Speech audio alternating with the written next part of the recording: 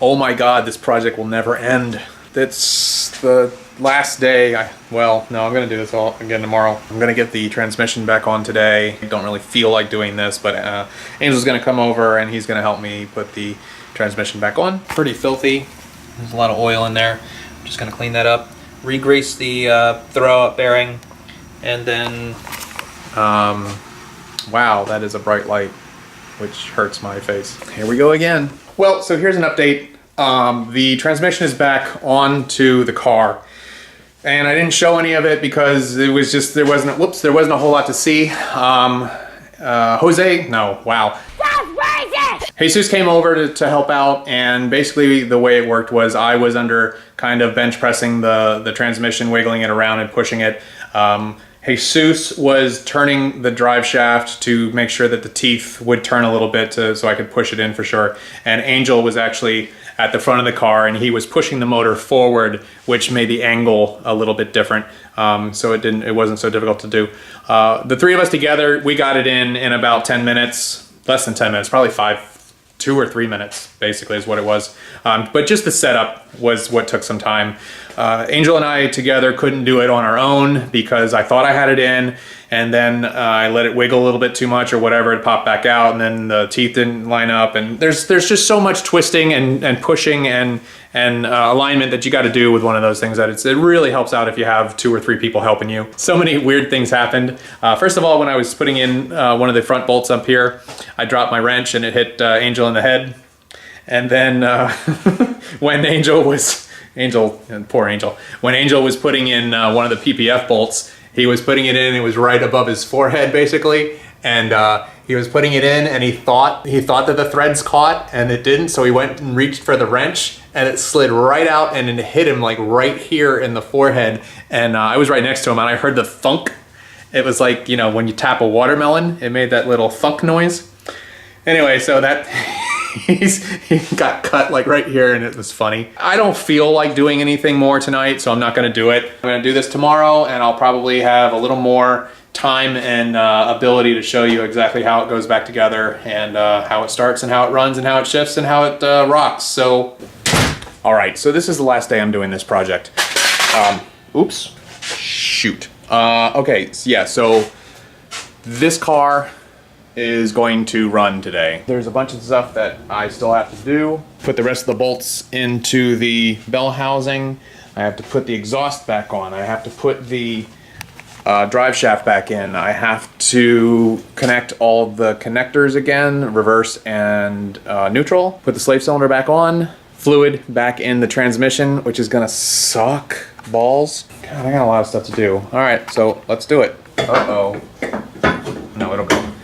I recently bought more heat wrap for this downpipe. It would be super convenient to do it right now that it's off, but I don't feel like it, so I'm not gonna do it.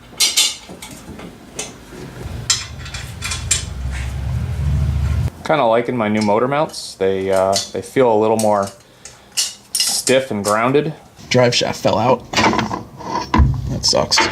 I'm gonna put the starter bolts in first because those are the hardest. I'll put my speedometer back in because that's sort of flopping around. All right, speedometer goes through this little hole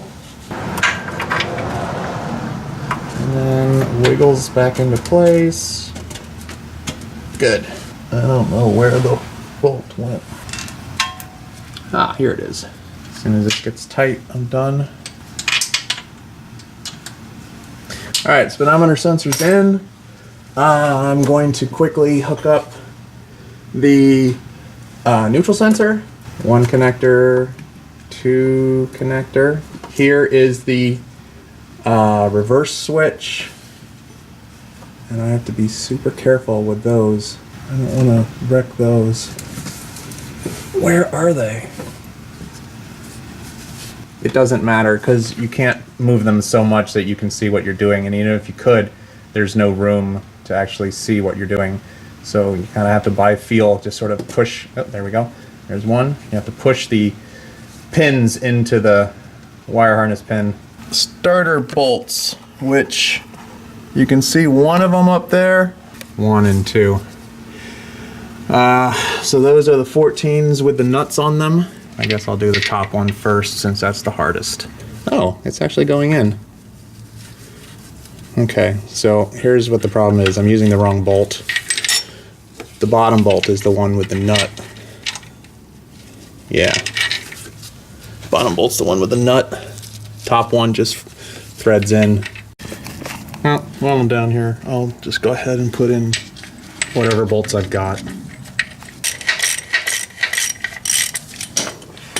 I just realized I probably should have put that one up there. But I'll find another bolt to put in there. Alright, got the first one in. Here comes the top one. And there it's going in. I've gotten all the bolts that I care to put back into the bell housing back in.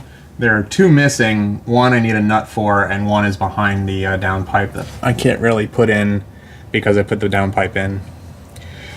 If I ever take the down pipe off again to wrap it, I'll probably put that bolt back in, but you know, that's what life and Miata is all about.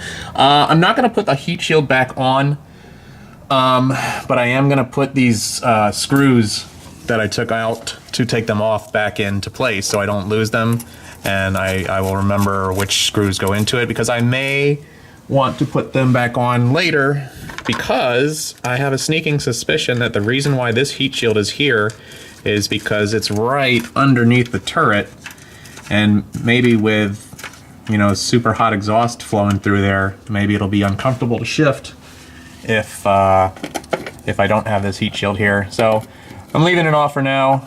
Might put it back on later. It is now time to put the drive shaft back in. It's super easy, just like pulling it out. You just pop that back in there. It should go right in. There we go.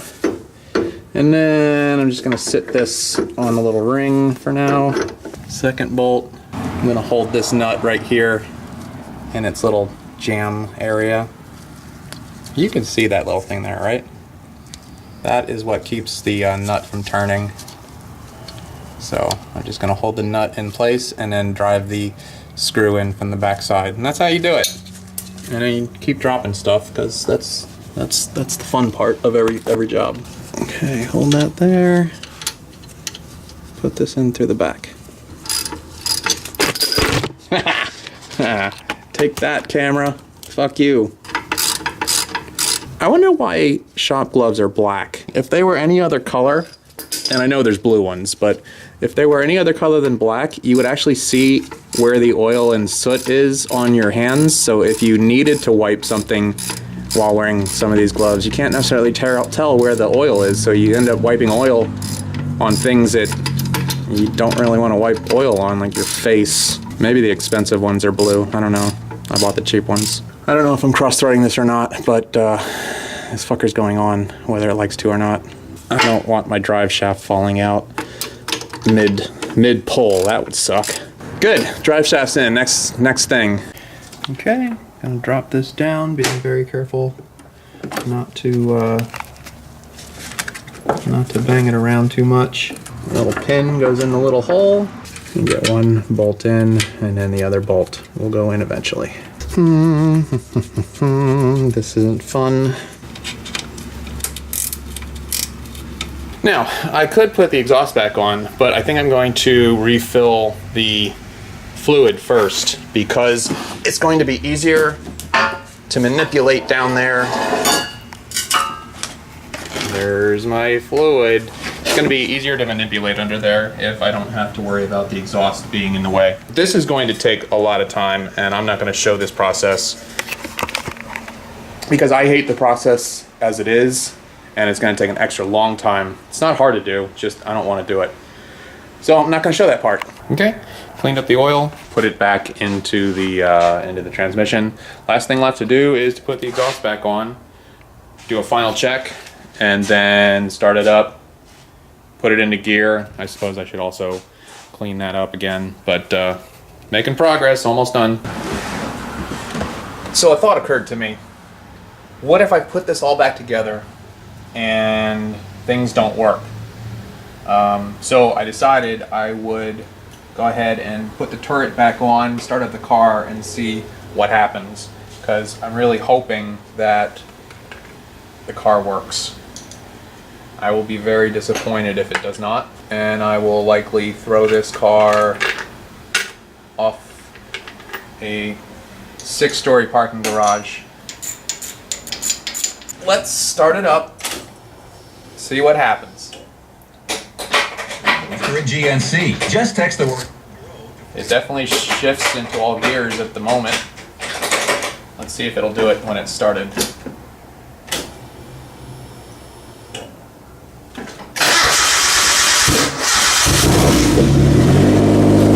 Yep.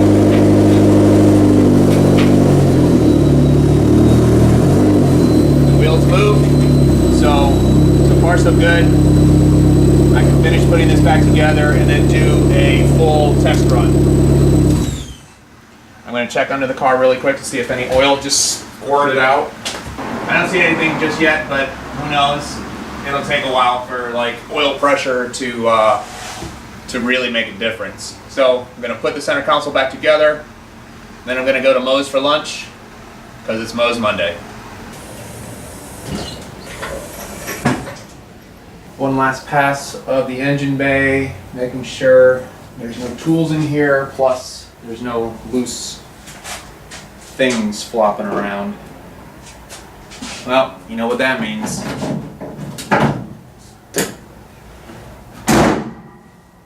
Done. Alright, no door slam today. Good news, bad news. The Cumstain is basically fixed. The rear main apparently is not leaking as it was. The bad news is it is still leaking the tiny little bit it used to. And you can see I was parked here for just a few minutes. This is the fresh stuff right here.